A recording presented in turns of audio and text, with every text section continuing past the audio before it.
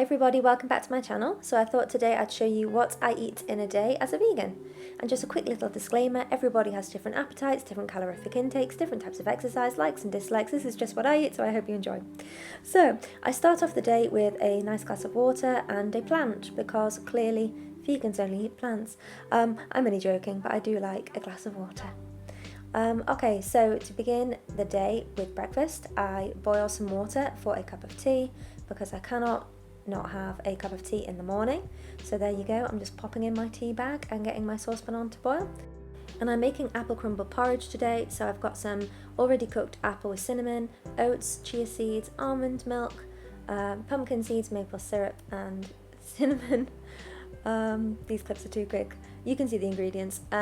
So I'm just warming up those apples and toasting some almonds so they get warmed through and nice and crunchy, giving it a little bit of a stir, as you can see on the camera footage.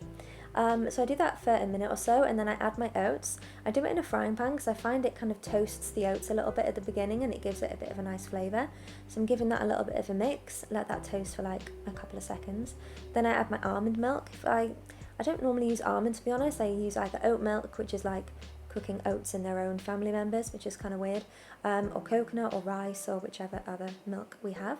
So I'm just adding enough milk until I get a nice consistency. I don't like it really creamy, but I don't like it really dry either. Bit of a Goldilocks situation going on.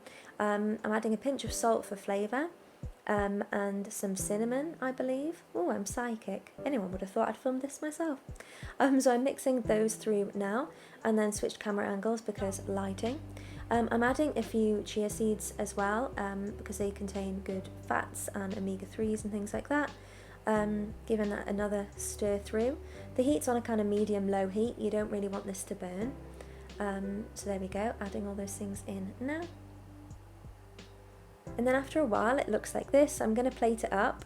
Yes, this pan is a nightmare to wash after, but give it a good old soak and you should be okay.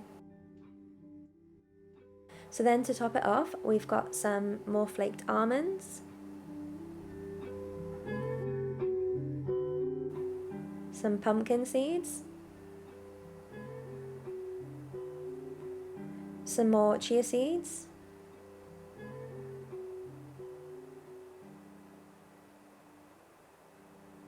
a bit more cinnamon on top because I loves the stuff, and finally, the best part of any meal, in my opinion, not that I put it on everything, maple syrup.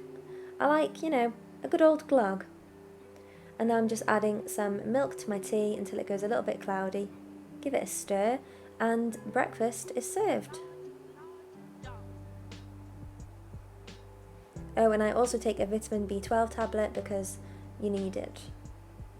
Okay, so moving on to lunch, I decided to make one of my favourites, which is kind of like, I guess it's like a pasta carbonara. So I'm just showing you here now all of the different ingredients I use to flavour it. And we've got some massive olives, honestly these are bigger than my head, and some sun-dried tomatoes. And yes, I am wearing a jumper on top and pyjamas on the bottom. I was working from home that morning. So you know, you've got to stay relatively comfortable. So I'm just choosing some olives, draining them off their juices. That sounds weird, it shouldn't do. And I'm going to chop those up with some sun-dried tomatoes.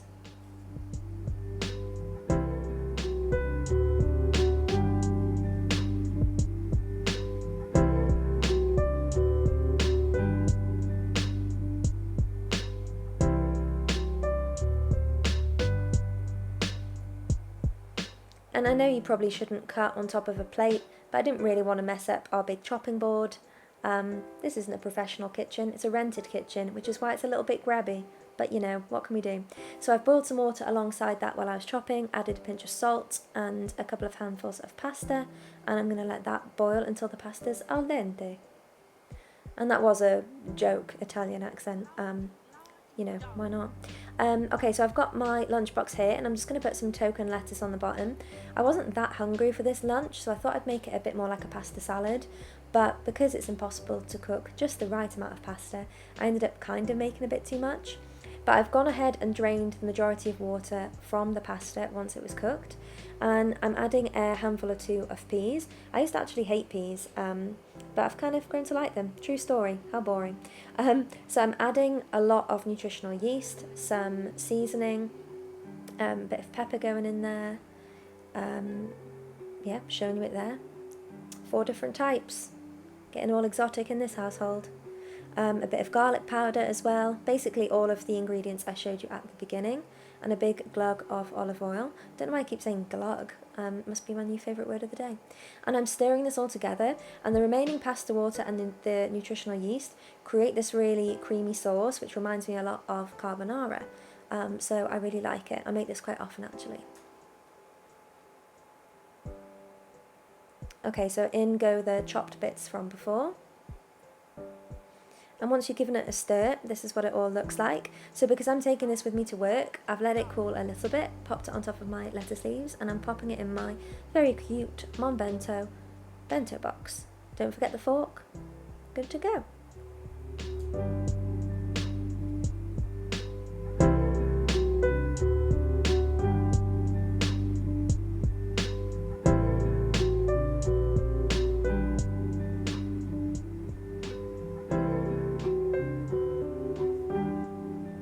Okay, so now it's time for coffee and a snack, my favourite part of the day. So I decided to go grab a coffee and a vegan croissant at this cafe I kind of discovered quite recently through a friend, and they do really good vegan croissants. And I wouldn't have a croissant that often. I like pastries, but they're not like my favourite. But I do like, I guess, maybe 2 sweet treats a week, maybe more. I'm a big coffee shop fan. Okay, so now on to dinner. So these are all the spices, pretty much similar to the ones before, except this time some barbecue stuff. I soak my kidney beans in water. It helps reduce a bit of the farty vibes. And I'm just going to cut up some courgette and some onion.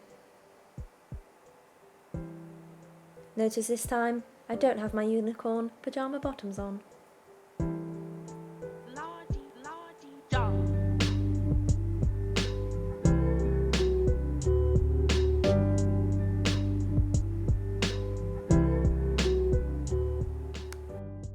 So chopping's kind of the bane of my life, to be honest.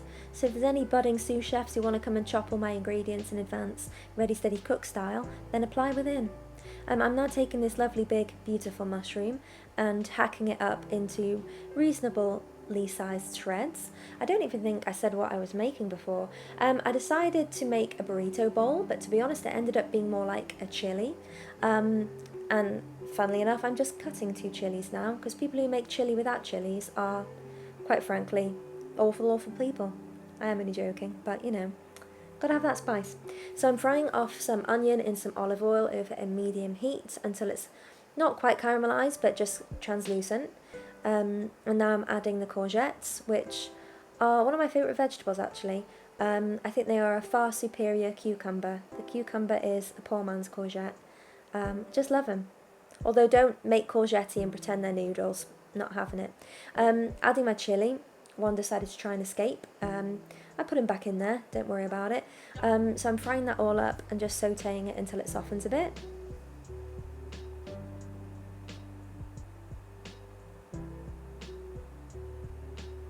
And now this ominous shadow shows that I'm adding some garlic and herbs. This was like a pre-chopped mix we had in the fridge, so I thought I'd get it used up. And now I'm adding that mushroom.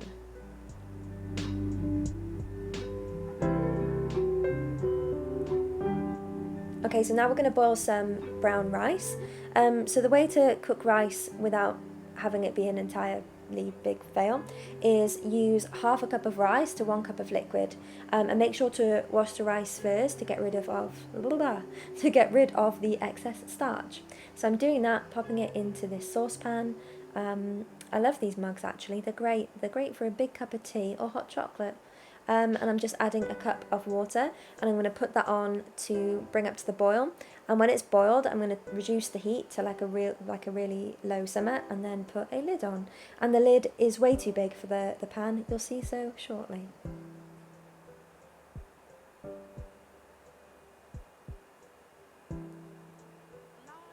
Okay, so the veg have sweated down nicely.